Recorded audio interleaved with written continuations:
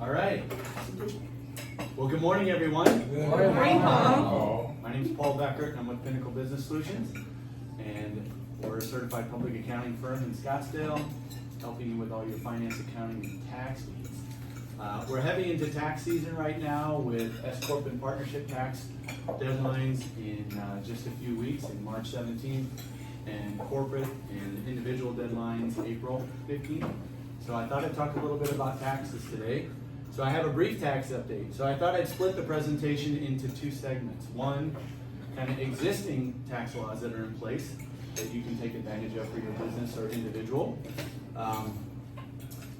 And then we'll talk a little bit about what the new administration is proposing, right? What the Trump administration is proposing. So I've got a little bit of discussion on that. Should have some time at the end for question and answer. If you have any questions for me, I'm happy to answer them. Who's keeping time? All right. Oh, I can see it. So is that complete time, or? Yeah. So can you just raise your hand for 2 minutes? Sure. I have time for questions. All right. So I'll jump right into it. So just a brief update. Lots of provisions in the tax code. I'm just going to highlight a few since I only have 12 minutes. But just want to talk about a few. If you guys will remember, many of the major changes in the tax code happened in the first Trump administration back in 2016 with the Tax Cut and Jobs Act. And so many of the things you're going to see on here were the result of that administration.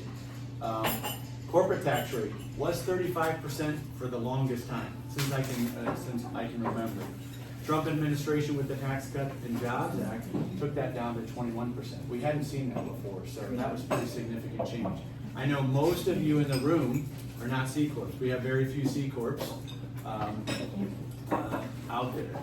Many of you are partnerships and S Corps. And so in an effort to give you some type of tax benefit, the Trump administration back in 2016 put in place the qualified business income deduction. And that was targeted at S Corps and partnerships to give you a tax benefit. And that, in short, gives you 20% of your business income, a deduction for it. And that's still going to run through 2025. So a provision you definitely will want to take advantage of for your S Corp and partnership. Congress has always wanted to incentivize businesses to make capital purchases and invest in their businesses. And so we've got a couple provisions in the tax code geared towards that. We've had Section 179 in the tax code for quite some time. It adjusts every year. This year it's 1.22 million that you can purchase for equipment. So if you think about it, you're buying equipment for your business, you're buying commercial printing equipment, maybe you're buying computers, maybe you're buying imaging equipment for your medical practice. Those types of things, you can get a 100% deduction in the first year. So it allows you to accelerate that depreciation on the equipment. So Section 179 is a great benefit, has been in the code for some time. It gets adjusted every year, inflation adjusted, it'll be 1.25 million in 2025.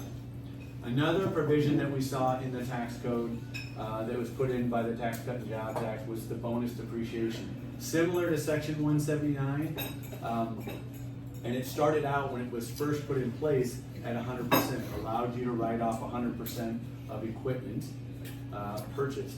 That provision has been slowly decreasing over time. So this year in 2024, that's 60%. It'll go down to 40% in 2025, 20 in 26, and then eventually sunset. But again, if you buy equipment for your business and you're profitable at the end of the year, you can take advantage of some of these provisions in the tax code to expense all that equipment in the current year and defer your taxes for a year or several years. So great provisions for businesses that buy equipment. Research tax credit. We have clients, we see it more in technology that are doing research and development, developing new products, but we do see it in other industries too. We have a client in the cosmetic industry that's coming up with new cosmetic products and other industries that you see it. So if you're developing new things, think about this research tax credit. It can be up to 20% of your qualified research over a base period. So there's a little bit of a calculation that takes place, it's tax code, so, but in general, if you're investing in research and development, you should keep track of those expenses. We have the potential to take a research and development tax credit. Business meals. Everybody likes to take their clients out for business meals.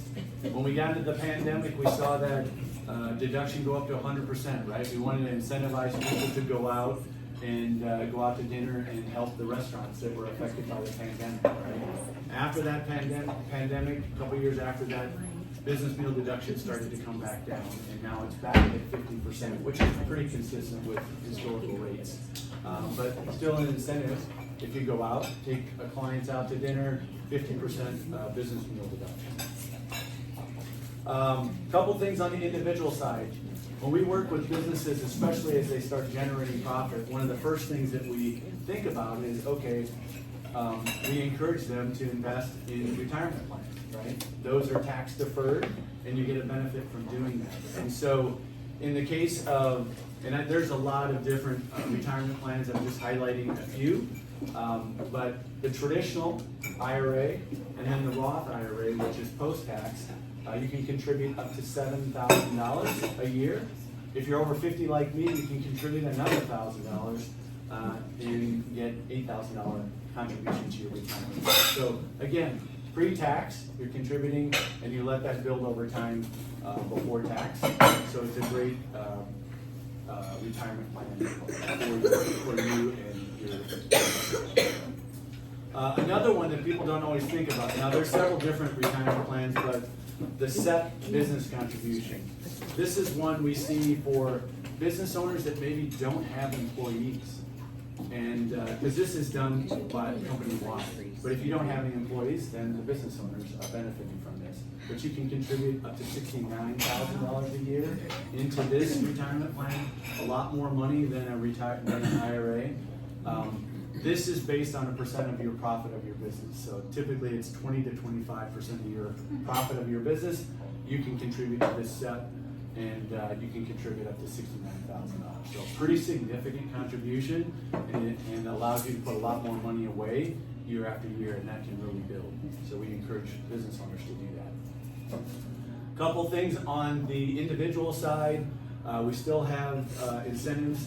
Congress likes to incentivize people to have families, and so we have the child tax credit, $2,000 per child for every child that you have, and we also have the child and dependent care credit, which is $1,050 per child for dependent care.